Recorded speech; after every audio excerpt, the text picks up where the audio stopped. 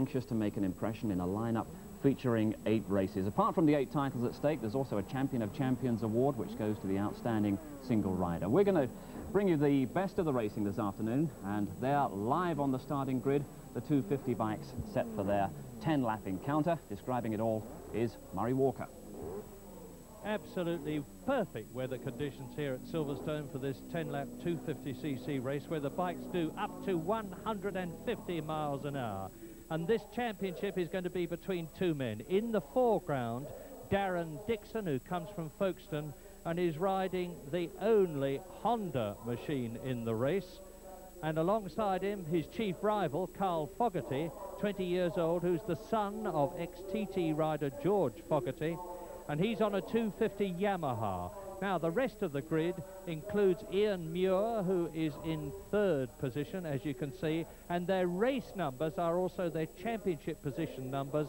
This is the final round with 15 points at stake. 5th on the grid, Martin Jupp, who's therefore 5th in the championship, and then Andrew Godber. So all the front rank are on Yamahas, except the man in the foreground on the Honda. The hot favourite, Darren Dixon, watching for the green light. 10 laps. The lap record, 139.5, 105.9 miles an hour. Are we going to see it beaten? A beautiful start by Dixon, and Dixon and Fogarty go alongside each other down the finishing straight into the first right-hander at Copse. The 2 championship men are at the front. Fogarty leads on the Yamaha. Dixon in 2nd place. The rest streaming round the right-hander at Copse behind them as they go from there into Maggots, the left-hander. From Maggots up to Beckett's, which is the tight right-hander, which you can see at the top of your screens that they're approaching now. That's a 2nd gear corner at about 60 miles an hour. Fogarty leads. In 2nd position, it's Dixon, and the rest in line behind them. And George Fogarty, only 20 years old, he's an ex-motocross rider, an apprentice mechanic, the man who's just made his debut in the Manx Grand Prix. And look at him, all over the circuit as they come down Hanger Straight into the right-hander at Spo, and that's about a 90-mile-an-hour corner, even on these 250cc machines, which a good one will put. And there's an off there, and I'm just checking, it looks a bit like Darren Dixon to me. Can't see who it is, can't identify the number, but let's see. It's not Dixon, because Dixon's in 2nd place. Somebody else has come off in the background at Club, the right-hander, and that's what those straw bales are there for, to protect the riders from the solid steel Armco, which is girdling the course in car racing. And because that is so dangerous for bikes, the ACU and the circuit have jointly have put into position the straw bales which you see, and with 1 lap completed, it's Darren Dixon, the championship leader, in the lead from George Fogarty. There they are, round the right-hander at Copse.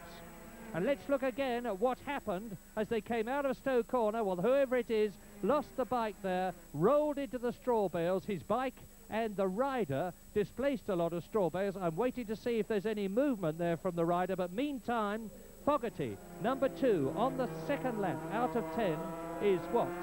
6 or 7 machine lengths behind the only Honda. That's a 1985 twin-cylinder water-cooled RS Honda, the same make of machine as world champion Freddie Spencer rides, but a very different bit of machinery. Fogarty on the Yamaha, and the man who's off there was Chris Sykes from Brinklow on the 250 Yamaha, his machine being wheeled away as the leaders are now round Club. On the way round Club now as they exit Stowe, on their way up to Abbey, and they're on the fastest part of the course now. They will be approaching 145 miles an hour, maybe even up to 150, as they come down to Woodcote, where the chicane is for Formula One car racing, but no chicane for the motorcycles. And I've got to watch running to see how they're going in comparison with the lap record of 1 minute 39.5 in the 1:25 race won by Robin Milton with Gary Buckle second and Tim Salverson third. We had a near 100 mile an hour lap record. 1:40.9 is Darren Dixon's lap time for the first flying lap. That's lap 2. 8 laps to go, including the one that they're on now, and that is outside the lap record. 1:40.9 is 104.4 miles an hour, and that's about 1.5 miles an hour slower than the lap record. Fogarty then in second position. Darren Dixon, if he stays where he is most definitely the champion. Fogarty, that we're looking at there, has won twice this year in the series. It's a 9-race series, this Marlboro Dunlop Express Clubman Championship Series, for very much the stars of tomorrow. And the leader, Darren Dixon, has won twice with second place and a third place. And Carl Fogarty's also won twice, but hasn't been as consistent as the championship leader, Club Corner. And they take that at some 90 miles an hour, heeling the bike right over with the footrest almost touching the tarmac, and the right knees, if they come out of the fairings, doing the same thing. Now into Abbey. This is lap 3. Darren Dixon in blue leading Fogarty, basically a red rider and bike colour scheme. Numbers 1 and 2, and behind them you see, dropping back all the time, the battle for third position. And 1:39.6 is my unofficial timing. In third position now, it's Stuart Mellon, who did so well last year. 250 and 350 Clubman's champion last year, Mellon. And this year he's won 20 races in all, but not in this vital Clubman series. There's the lead, there's the battle. And the good news is, and this is official, that of the 3 riders that we have seen come off at various places around the course, none of them are badly hurt. Now tuck themselves down behind the fairing, they being Dixon and Fogarty. Now, soon as they come into the right-hander at Stowe, you look back and you see the midfield men going through the right-hander at Maggots and Beckett's, the left-hander at Maggots, the right-hander at Beckett's. Now they're down the hanger straight into Stowe, and unofficially I reckon that the leader, Darren Dixon, is lapping very, very close indeed to Martin Rice's 105.9 miles an hour lap record. That's 1:39.5. And there's the reason. Right behind him, Carl Fogarty is pushing the championship leader very hard indeed. But if they stay where they are, they're just going to consolidate their first and second places. So it's Woodcote again. To complete another lap, the leaders, 1:39.3, and if that is, I reckon there's a new lap record. The new lap record by Darren Dixon as Fogarty takes the lead, and if my timing is correct, 1:39.3, 106.12 miles an hour. Now the battle is well and truly joined on the half-distance lap, lap 5 out of 10, and Dixon retakes the lead. Champion, if he scores anything, he loses it again immediately to Carl Fogarty, who's very clearly got the taste for the lead and almost physically wills his machine on. Pushes the handlebars, and Dixon, with a very, very fast exit from the left-hander at Chapel, goes into the lead, only for Fogarty to retake it again. And these two, Dixon going through on the inside, absolutely on the adhesion limit, and Fogarty, what a beautiful bit of riding, just flicked the machine through on the inside there. Dixon probably thought he'd left no room at all for the Blackbird rider Carl Fogarty to get through. How wrong he was, and Fogarty's not only got through, but he's put about 4 machines lengths between himself and Dixon, or had. Up to Abbey. Lap 5, 10-lap race. Dixon goes for it, and he's through into the lead at Woodcote. Now, I said that 1:39.3 was the previous lap time. Let's see what this one is. It's Fogarty over the line. It's a bit slower, actually. Now, that is interesting. and not surprising actually, because these two, as I've said many times in the past, are getting in each other's way. Neither of them are able to go as quickly as they could if they got a clear circuit in front of them, because one of them is always being denied the perfect racing line by the other. And if they're chopping and changing positions the way they are, it inevitably means that their lap times come down. But my goodness, the racing interest is maintained. Carl Fogarty, number 2, Darren Dixon, number 1. Yamaha, Fogarty, Honda, Dixon. They're on slick racing tyres, of course. The circuit is warm and dry. The compound is soft and sticky. The adhesion is good. The racing is great. And Fogarty leads. Dixon second. Behind them in third position, it's still Stuart Mellon, the double champion in production of 1984. In fourth place, it's Dave Butler on the Yamaha. In fifth position, it's Paul Williams. In sixth place, it's John Schluter from Weybridge. And here they come. Here are the leaders coming up to complete lap 6. 4 laps to go at the end of this one. Fogarty leads.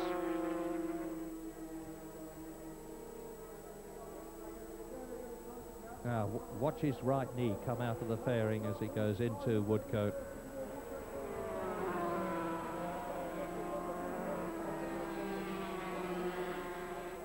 Fogarty leads over the line into lap 7, down to Cox. There is now an enormous gap between Fogarty and Dixon, the length of the finishing straight, but there are 4th, 5th and 6th.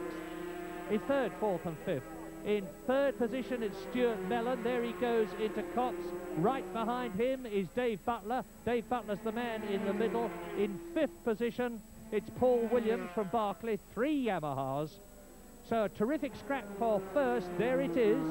And Fogarty's got it, and Dixon is trying to ride round the outside of him and get the inside line as they go to the left-hander.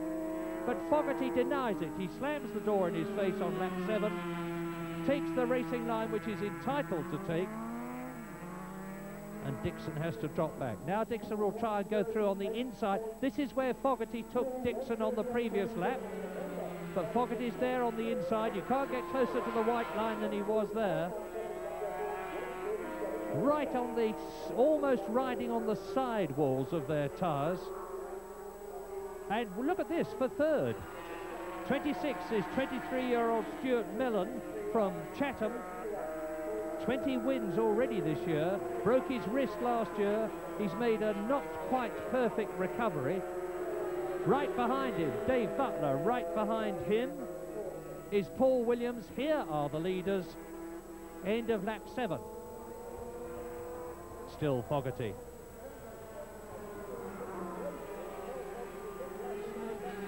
Over the starting grid, over the finish line. Lap time 1:39.46. That too is inside the previous lap record, but not as fast by 1/10 of a second as I had them unofficially earlier on. 1:39.3, 106.12 miles an hour. 68 brake horsepower, these 250cc water-cooled twin-cylinder two-strokes. An incredible power output from a production racing engine. These are far from the ultimate in 250cc Grand Prix racing machines. And Darren Dixon's through. The lead. 3rd position, it's still Mellon there on the yellow fairing Yamaha. In 4th position behind him is Butler. Dixon is about to lose. No, he's not. He holds his first place on lap 8 out of 10. Still Mellon in 3rd position. It's still Dave Butler right behind him in 4th place. In 5th position, it is still Paul Williams. In 6th place, it's Andrew Godber. And look at this for 1st position. The battle continues.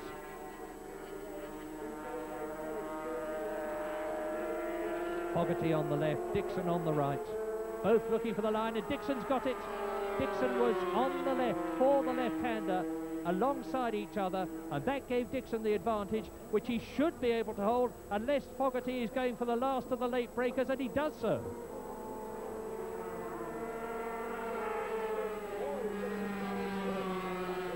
And And the time for that lap, 1:39.6. They are lapping at or about to within 1/10 of a second lap record speed. This is the third position battle, equally exciting, with Stuart Mellon of the yellow fairing position bike third. Right alongside him is Dave Butler. Just behind both of them is Paul Williams. In sixth position, it is still Andrew Godber, but slightly out of touch with the battle for third. This is the battle for the lead. And it is at a right-hander at Beckett's, the slowest corner on the circuit, some 60 miles an hour. That's the slowest. Now they build up from second gear to third gear, from third to fourth, to 120 miles an hour at the top of the Hangar Straight, to 140 miles an hour. There is Stuart Mellon, still third on the left. There is Dave Butler behind him, and in fifth position, just within sight of them, Paul Williams. This is the leader, Fogarty.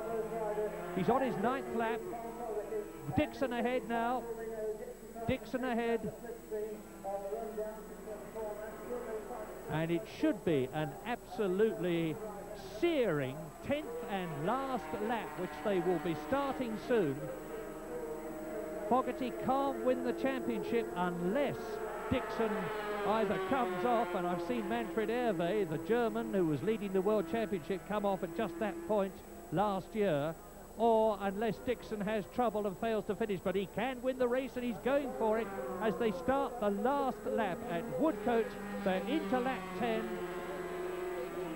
1:38.6 is my timing, and that is by far the fastest lap we've had. 1:38.6 is 106.9 miles an hour. The speed is really building up. If they've got anything left in reserve, now is the time to throw it into the breach. Mellon is still in third position. Right behind him is Dave Butler. Still in fifth place and close to Butler is Paul Williams. Still in sixth position is Andrew Godber. But we're with the battle for the lead. Fogarty still there, Dixon still there in second position. Now they're coming down the Hangar Straight, building up to 150 miles an hour as they go with their six-speed gearboxes from sixth to fifth going into Stowe Corner. Dixon is there. Now, has Dixon had something in reserve all the time? You see his left foot wagging there as he changes gear with it. Now down to Club Corner, into Club Corner, absolutely flat in fourth gear. That's about 90 miles an hour. Now they build up to 110, change up into fifth gear as they approach Abbey Curve at some 12,000 RPM, 140 miles an hour. Sixth gear as they approach Woodcote. Woodcote is the last lap. It looks as though the championship leader, Darren Dixon, on the only Honda in the race, is going to win the race, but Fogarty's going for it as they go into the last right-hander of Woodcote. But Dixon's got the line. No, Fogarty's through, and Fogarty takes it. Fogarty wins by about a machine length, and he's understandably 20-year-old Carl Fogarty, jubilant. Look at this. This is the battle for third. 26 Stuart Mellon, number 10. In fourth position is Dave Butler, and Butler is possibly going to lose that place to number 24, Paul Williams, but just fails to do so. So a terrific final round of the 250 Clubman Championship, won by Darren Dixon to consolidate his championship from Carl Fogarty in second position. In third place, Stuart Mellon. Fourth open race for these 155-mile-an-hour machines. It's Mark Westmoreland. He comes from Hull.